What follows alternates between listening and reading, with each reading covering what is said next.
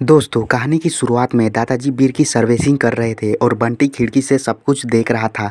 दादाजी के जाने पर बंटी बीर के पीछे मिट्टी फेंककर भाग जाता है और थोड़ी देर बाद बीर इंसान की तरह नहीं बल्कि रोबोट की तरह बिहेव कर रहा था। तभी बंटी आता है और चुलबुल उसे अंदर ले जाता है। बंटी भी अंदर चला जाता है जहाँ बीर रोबोट की तरह डांस कर रहा था। इमली कहती है, हम तो ब्रेक डांस कर रहे हैं। बंटी भी डांस करके अपने पेरेंट्स को बुलाने के लिए चला जाता है।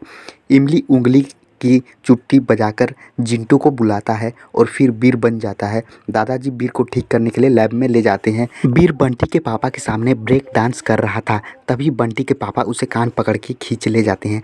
तभी बाल उछलती हुई बीर के सर पर पड़ता है और बीर की याददाश्त चली जाती है और वह बाहर निकलने लगता है।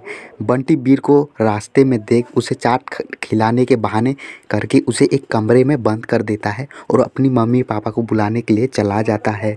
तभी बीर को चाट नहीं मिलता और वह बाहर निकल आता है। तभी तिम्बकतू उसे पकड़ लेता है और फ़ोन पर बात करने लगता है कि बीर वहाँ से निकल जाता है और तिम्बकतू बीर वाले जिंटू को पकड़ लेता है और जिंटू टिम्बकटू को खूब मारता है और दूर फेंक देता है।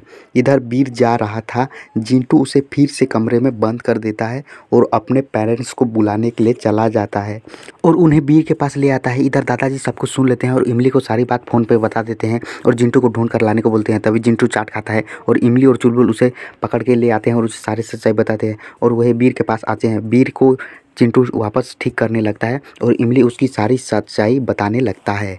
बीर ये सब बात सुनकर सबको बाहर भेज देता है और बंटी के मम्मी पापा को गले लगा देता है और ज़ोर ज़ोर से रोने लगता है और कहता है कि बंटी ने मुझे ज़बरदस्ती इस कमरे में बंद किया है। तभी मिस्टर चड्ढा उसे डांटने लगते हैं कि बंटी अपने दोस्त को सारी सच्चाई बताने को बोलते हैं, लेकिन जिंटू उसकी जादू से भुला देता है और बंटी को ही वह गलत बताते हैं और बीर को वह सही बताते हैं और बंटी के मम्मी पापा उसे पकड़ के ले जाते हैं। तभी बीर अपनी गर्दन लंबी करके हंसने लगता है।